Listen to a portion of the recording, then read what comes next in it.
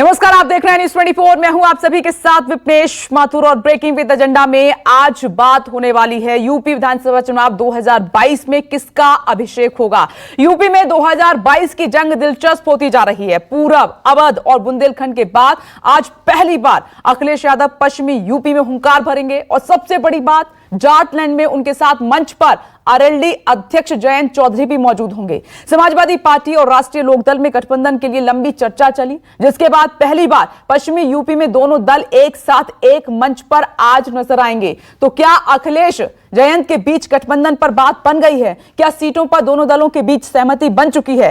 इन सब सवालों का जवाब तो सामने नहीं आया है, लेकिन एक मंच पर अखिलेश यादव और जयंत चौधरी की फोटो सामने आ चुकी हैं और ये फोटो गवाही दे रही हैं कि गठबंधन पर बात बन चुकी है। दरअसल अखिलेश यादव जयंत चौधरी की आरएलडी के जरिए पश्चिमी यूपी में बीजेपी से नाराज किसानों को साथ लाने की कोशिश में जुटे हुए हैं। आरएलडी की पश्चिमी यूपी के 13 जिलों में अच्छी पकड़ है और किसान उनके साथ माने जा रहे हैं। ऐसे में अखिलेश का दांव चुनाव में क्या रंग लाएगा, देखना दिलचस्प होगा। पश्चिम में अखिलेश दहाड़ भर रहे हैं तो पूरब में आज प्रधानमंत्री नरेंद्र मोदी यूपी को एक और विकास की बड़ी सौगात दे रहे हैं। 30 साल से बंद पड़े खाद कारखाने और एम्स की सौगात देकर गोरखपुर में बीजेपी के लिए वोट मांगेंगे तो प्रियंका गांधी भी यूपी में अपनी पकड़ मजबूत करने के लिए लखनऊ में बैठकों पर बैठकें करे जा रही हैं और यूपी की सियासी जंग किस ओर जा रही है। अखिलेश का छोटे दलों के साथ गठबंधन लीड ले रहा है या योगी का विकास मॉडल, या प्रियंका जमीन पर अपनी पकड़ मजबूत करने में सफल हो रही हैं। लेकिन सबसे अहम जोड़ीदार अखिलेश जयंत क्या 2022 में बना पाएंगे? सरकार पर रहेगी हमारी नजर। क्या वो 2022 में अपनी सरकार गठबंधन वाली बना पाएंगे? इसी पर नजर रहेगी और इसी पर करेंगे खुलकर चर्चा बड़े पैनल और हमारे सहयोगी राजीव रंजन के साथ।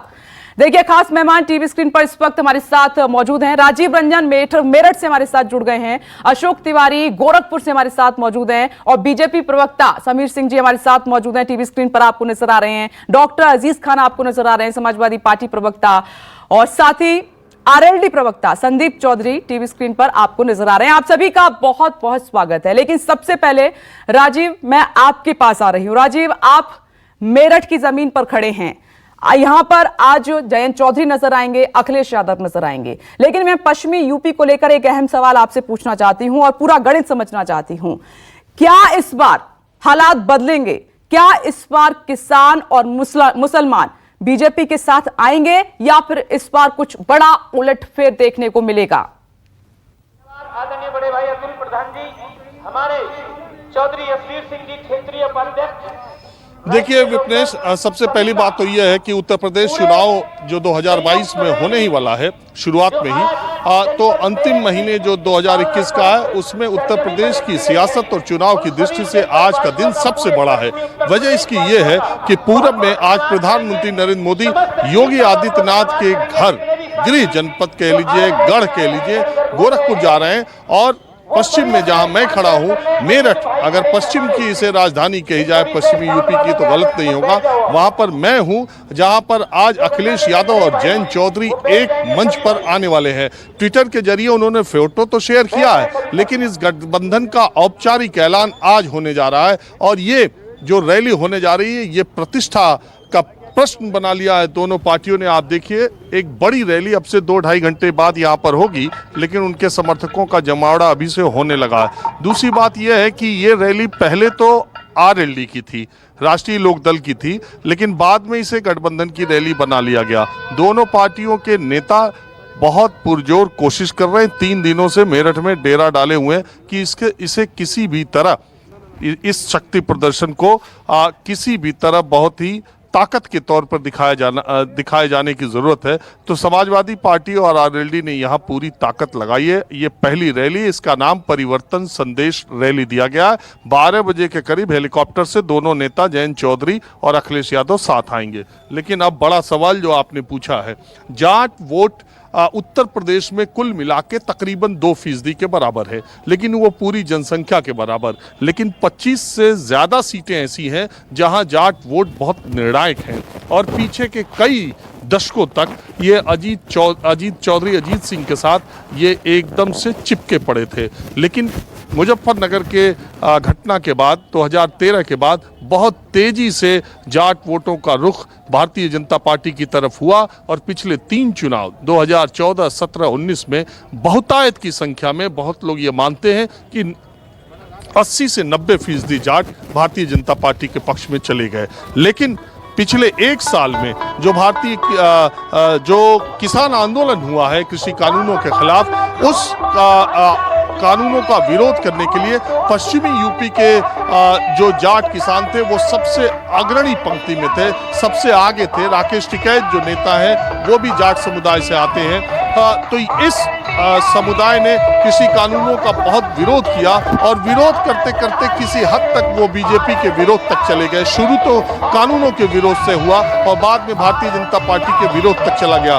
खास बात यह भी है कि 2014 यानी प्रधानमंत्री नरेंद्र मोदी के सियासत में पैर रखने, राष्ट्रीय स्तर पर, राष्ट्रीय फलक पर सियासत में पैर रखने से पहले जो जाट चौधरी अजीत सिंह के साथ था और उसने भारतीय जनता पार्टी को कभी वोट, जाट कभी से परंपरागत वोटर बीजेपी का नहीं था, वो सबसे मजबूती के साथ पश्चिमी उत्तर प्रदेश में बीजेपी के साथ खड़ा था।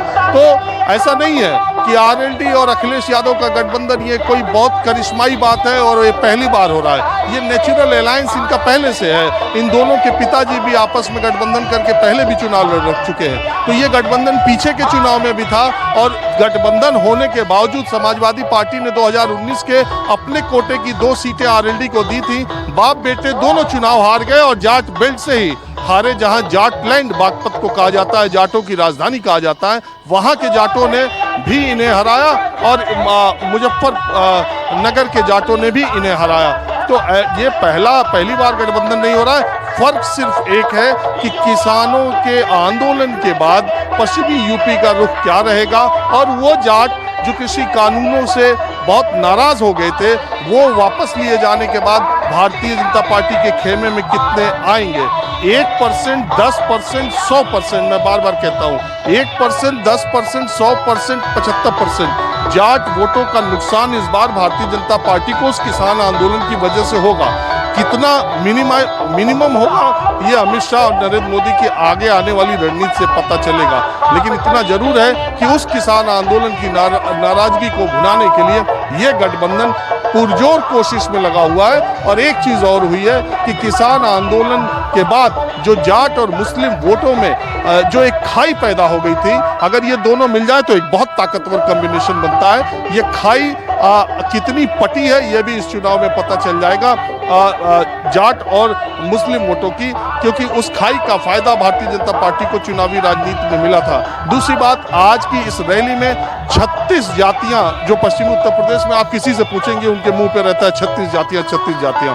तो ये पूरी कोशिश की गई है कि 36 जातियों के जो प्रधान टाइप होते हैं, सरपंच टाइप होते हैं, ये लोग आज आएंगे और अखिलेश और जयंत को पगड़ी पहनाएंगे। ये जो मंच है इस पर अखिलेश और जयंत होंगे और वहां पर उनको 36 जातियों के नेता ये दिखाने के लिए कि बहुत सामाजिक सद्भाव है, सारी जातियां इनके साथ है।